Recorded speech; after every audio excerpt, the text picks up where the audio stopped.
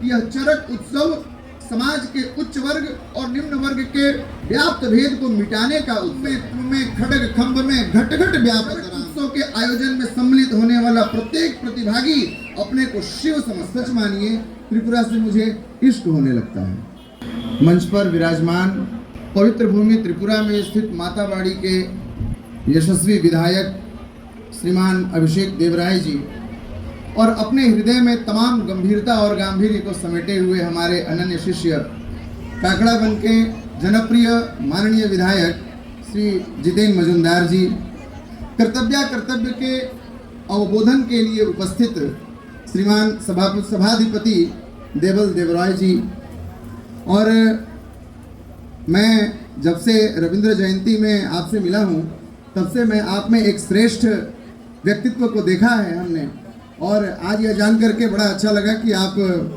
अभिषेक जी के भी अध्यापक रहे हैं। तो इस नाते भी मैं आपको कह रहा था कि आप तो अभिभावक हैं और इस समग्र स्वरूप के अभिभावक हैं। तो ऐसे हमारे अभिभावक श्री शीतल मजुमदार जी, और कहते हैं कि बिना अनुशासन बिना प्रशासन के कोई कार्य संपन्न नहीं हो सकता। उस कार्य को संपादन करने वाले उदयपुर के एसडीएम माननीय श्री प्रदीप सरकार जी, समाज का कोई भी कार्य बगैर किसी समाज सेवी के संपादित हो सके यह कदाचित असंभव है। तो इस समाज सेवी का नाम लिए बगैर यह कार्यक्रम अपूर्ण रहेगा।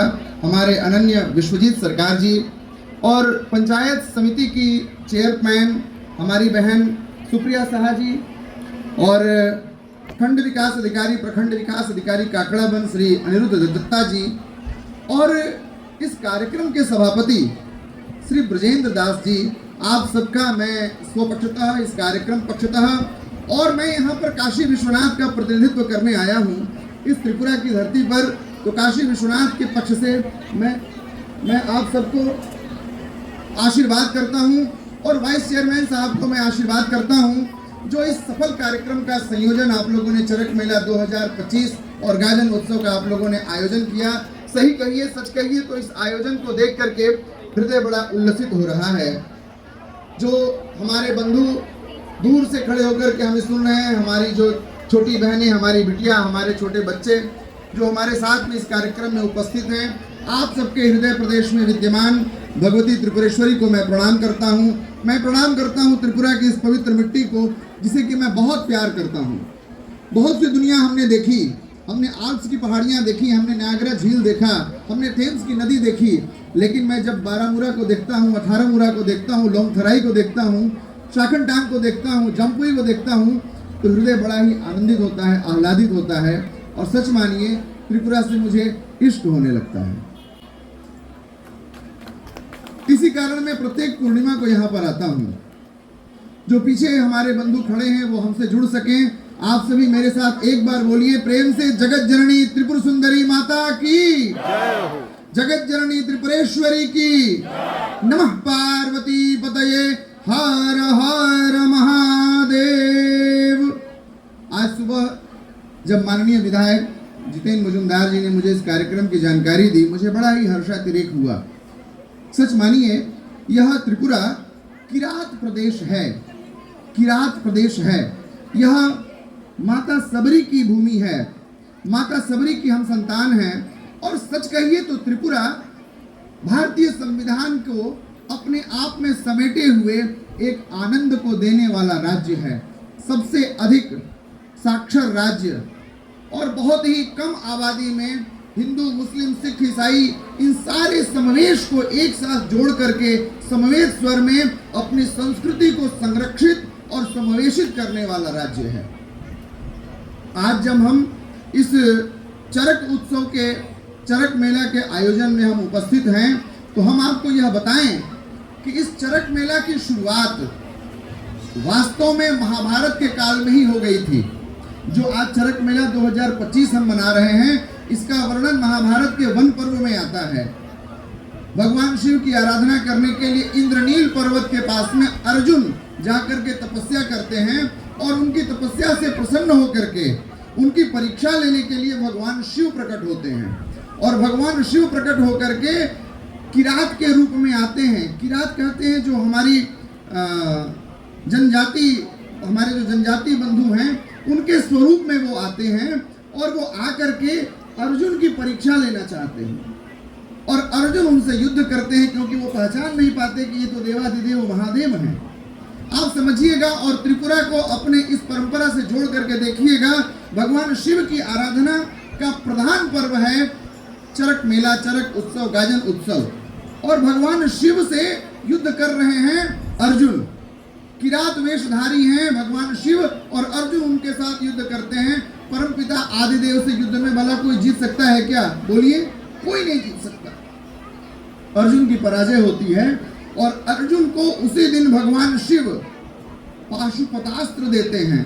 वह पाशुपतास्त्र जो महाभारत के युद्ध में विजयी बनाने के लिए पर्याप्त होता है। यदि आपको भी सही मायने में पाशुपतास्त्र पाना है, यदि जीवन के युद्ध को जीतना है, तो आपको चरक मेला के इस गूढ़ रहस्य को समझना होगा। यह चरक मेला केवल आपके यहाँ ही नहीं मनाया जाता, यह चरक मेला समग्र विश्व में मनाया जाता है, समग्र राष्ट्र में मनाया जाता है।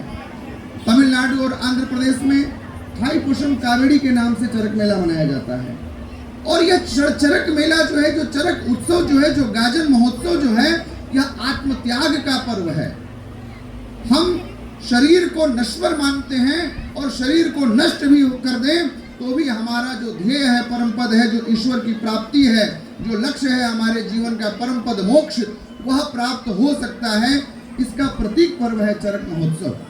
हम अपने शरीर में अंकुश को लगाते हैं, हम अपने पैरों के नीचे जलते हुए अंगारों को रखते हुए, टूटे हुए कांच को रख करके यह प्रतीक बतलाते हैं कि यह शरीर नश्वर है, हमारा प्राप्य हमारा ईश्वर है। और इसी विषय को ज्ञान दिलाने के लिए प्रतिवर्ष आयोजित किया जाता है चरक उत्सव। मैक्सिको में भी यह उत्सव किया जाता है, भारत की सीमा के बाहर भी यह उत्सव होता है, छत्तीसगढ़ में होता है, महाराष्ट्र में इसे गजानन उत्सव कहते हैं, झारखंड में तो चरक उत्सव ही कहते हैं। चरक मेला झारखंड में भी होता है, बिहार में भी होता है यह उत्सव।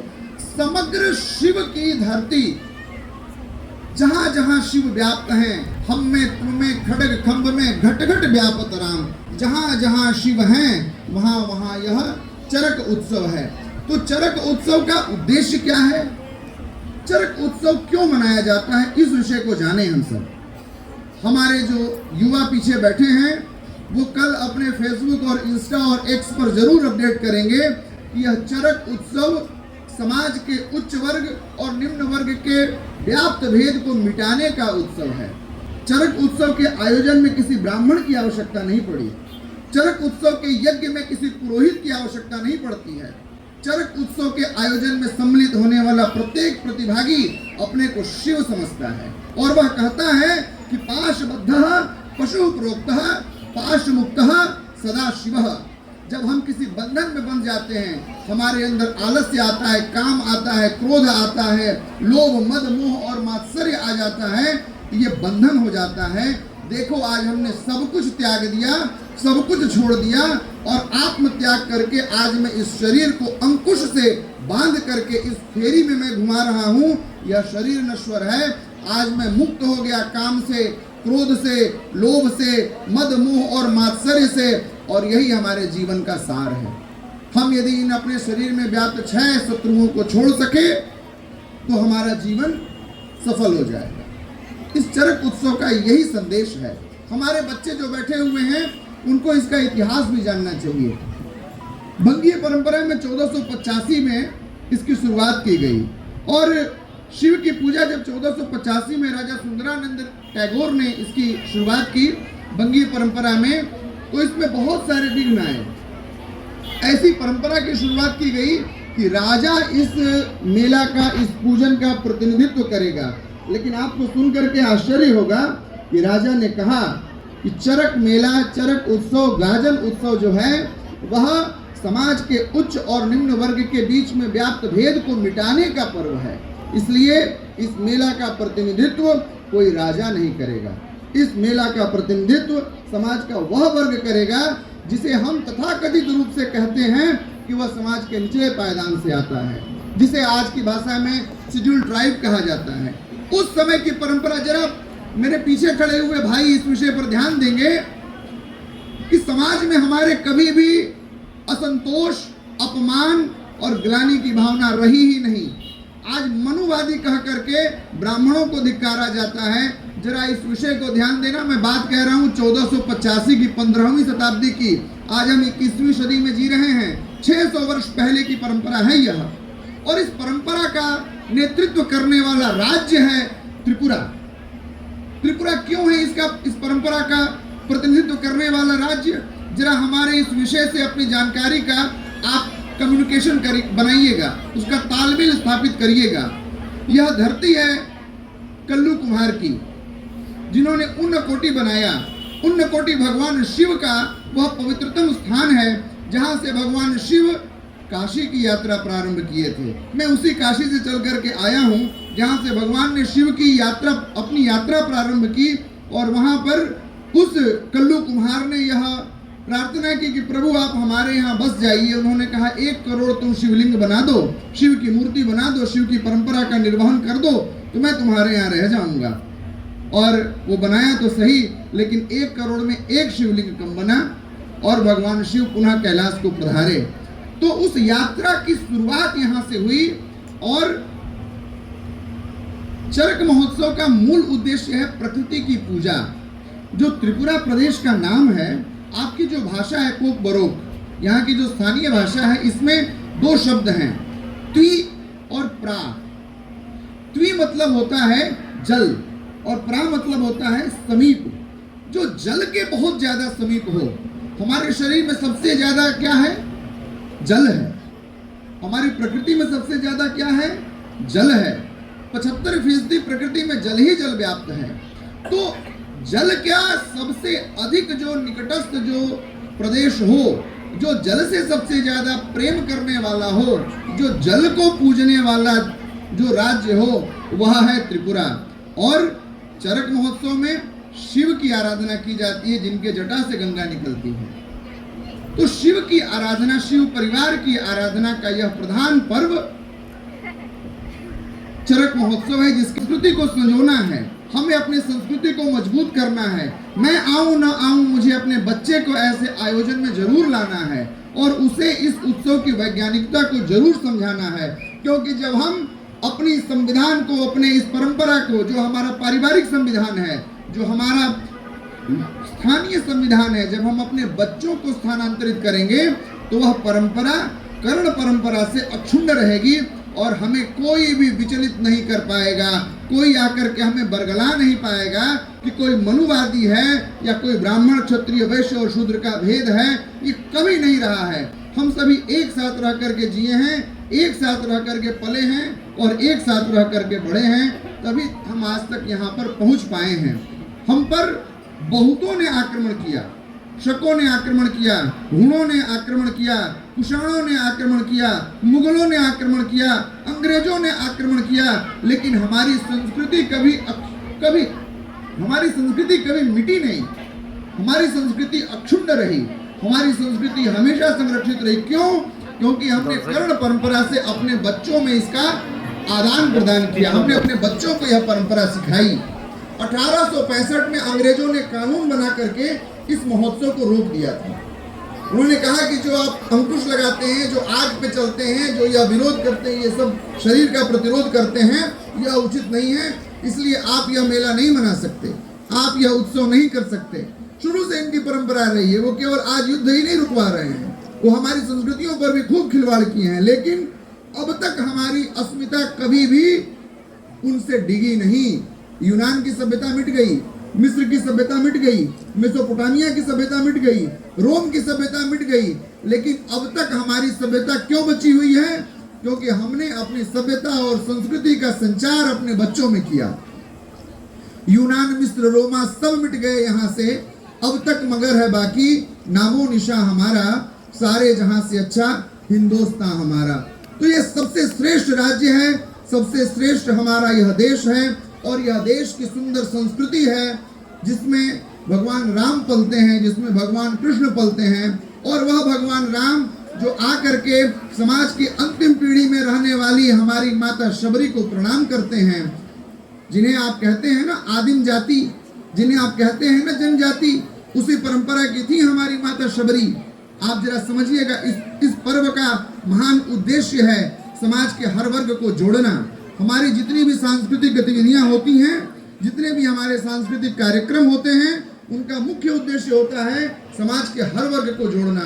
भगवान राम चल करके आते हैं और माता शबरी को प्रणाम करते हैं, और माता शबरी शक करके बैर खिलाती हैं, और वह चक्रवर्ती सम्राट का बेटा जब वो झूठा बैर खाता है और लौट करके जब अयोध्या पहुंचता है तो मर्यादा पुरुषोत्तम कहलाता है। तो ऐसी सुंदर परंपरा, ऐसे सुंदर उत्सव का सफल आयोजन करने के लिए इस आयोजन समिति को हृदय की गहराइयों से धन्यवाद। इस कार्यक्रम के संयोजक हमारे जनप्रिय माननीय विधायक श्री जितेंद्र मजूमदार जी को बहुत बहुत बधाई, बहुत बहुत आशीर्वाद और बहुत बहुत शुभकामनाएं। हमारे इस कार्यक्रम के सभापति महोदय को, और यहाँ पर उपस्थित जो भी लोग जिस किसी भी रूप में यहाँ पर उपस्थित हैं, जो संगीत और वाद्य यंत्र से जुड़े हुए जो लोग हैं, जो कैमरा पर्सन हैं, जो मीडिया पर्सन आए हुए हैं, आप सभी को हृदय की गहराइयों से बहुत बहुत धन्यवाद, बहुत बहुत आभार। आप सबके आने से यह कार्यक्रम सफल हो सका। मैं काशी से हूँ, लेकिन मैं कभी आपसे अपने आप को मैं दूर नहीं समझता, क्योंकि शिव और शक्ति का ऐक्य है। हमारे यहाँ बाबा हैं और आपके यहाँ माँ हैं। हमारे यहाँ एक बहुत अच्छी बात कही जाती है कि बाबा बाबा सब कहे और मैया कहे न कोई, और बाबा के दरबार में मैया कहे सो होए। इसीलिए मैं बाबा के दरबार से चल करके मैया के दरबार में आता हूँ कि माँ जो कहती है वही होता है। तो मैं इन शब्दों के साथ अपनी वाणी को विराम देता हूँ और पुनः आपसे मिलने का वचन दे करके मैं विदा लेता हूँ। नमः पार्वती पतये, हर हर महा